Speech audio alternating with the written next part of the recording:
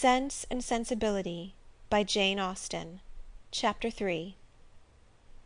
Mrs. Dashwood remained at Norland several months, not from any disinclination to move when the sight of every well-known spot ceased to raise the violent emotion which it produced for a while; for when her spirits began to revive, and her mind became capable of some other exertion than that of heightening its affliction by melancholy remembrances, she was impatient to be gone, and indefatigable in her inquiries for a suitable dwelling in the neighbourhood of Norland, for to remove far from that beloved spot was impossible; but she could hear of no situation that at once answered her notions of comfort and ease, and suited the prudence of her eldest daughter, whose steadier judgment rejected several houses as too large for their income, which her mother would have approved. Mrs. Dashwood had been informed by her husband of the solemn promise on the part of his son in their favour, which gave comfort to his last earthly reflections.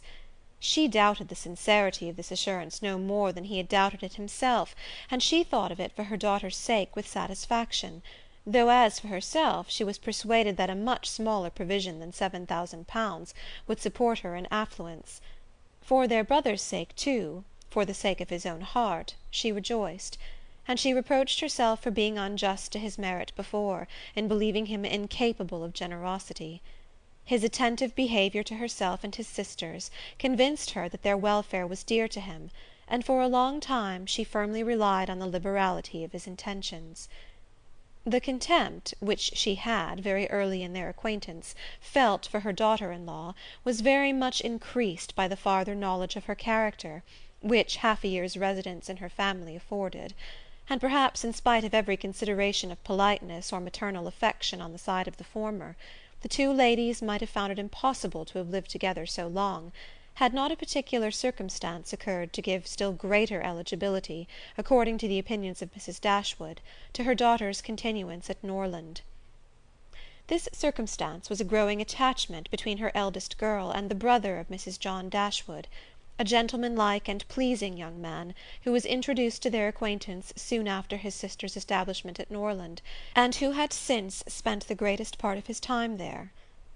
Some mothers might have encouraged the intimacy from motives of interest, for Edward Ferrars was the eldest son of a man who had died very rich, and some might have repressed it from motives of prudence, for, except a trifling sum, the whole of his fortune depended on the will of his mother.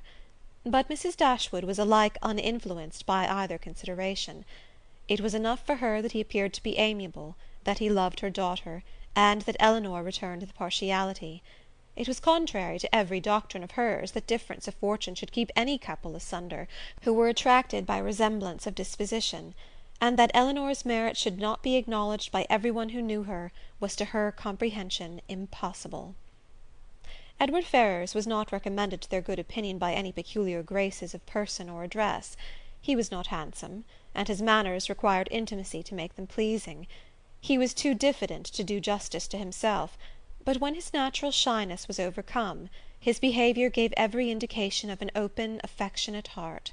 His understanding was good, and his education had given it solid improvement; but he was neither fitted by abilities nor disposition to answer the wishes of his mother and sister, who longed to see him distinguish as they hardly knew what. They wanted him to make a fine figure in the world in some manner or other.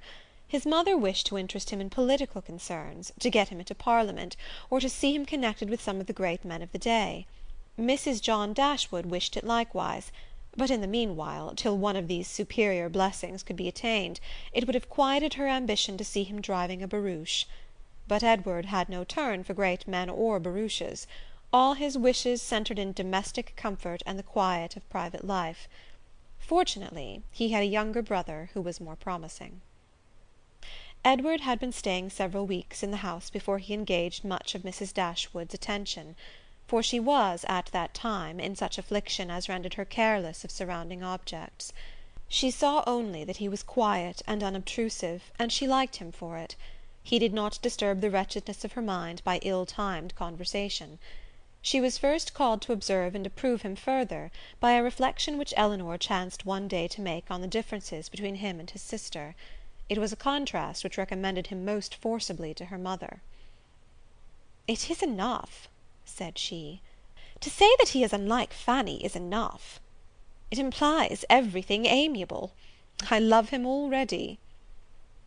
"I think you will like him," said Elinor, "when you know more of him." "Like him!" replied her mother with a smile. "I feel no sentiment of approbation inferior to love." "You may esteem him." "I have never yet known what it was to separate esteem and love." Mrs. Dashwood now took pains to get acquainted with him. Her manners were attaching, and soon banished his reserve. She speedily comprehended all his merits. The persuasion of his regard for Elinor perhaps assisted her penetration, but she really felt assured of his worth; and even that quietness of manner, which militated against all her established ideas of what a young man's address ought to be, was no longer uninteresting when she knew his heart to be warm and his temper affectionate.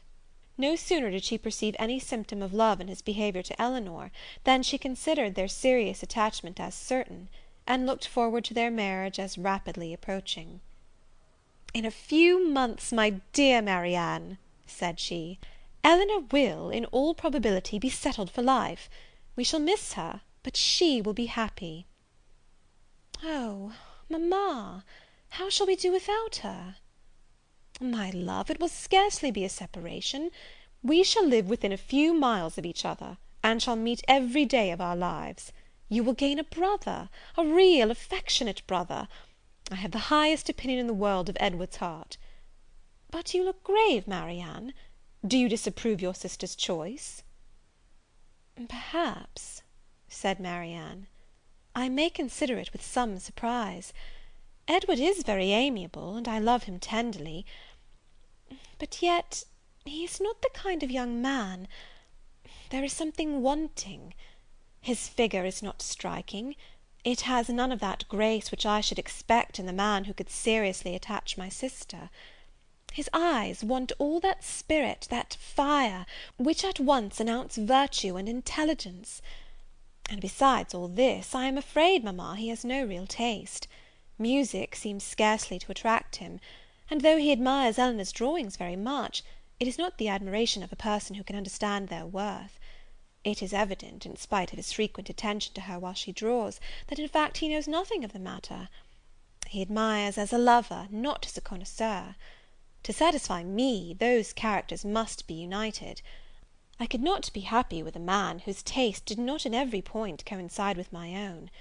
He must enter into all my feelings; the same books, the same music, must charm us both.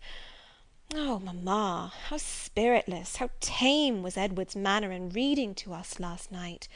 I felt for my sister most severely. Yet she bore it with so much composure, she seemed scarcely to notice it. I could hardly keep my seat. To hear those beautiful lines, which have frequently almost driven me wild, pronounced with such impenetrable calmness, such dreadful indifference! "He would certainly have done more justice to simple and elegant prose. I thought so at the time, but you would give him Cowper." "Nay, mamma, if he is not to be animated by Cowper! But we must allow for difference of taste. Elinor has not my feelings, and therefore she may overlook it, and be happy with him. But it would have broken my heart, had I loved him, to hear him read with so little sensibility. Mamma, the more I know of the world, the more am I convinced that I shall never see a man whom I can really love. I require so much. He must have all Edward's virtues, and his person and manners must ornament his goodness with every possible charm." "Remember, my love, that you are not 17. It is yet too early in life to despair of such a happiness.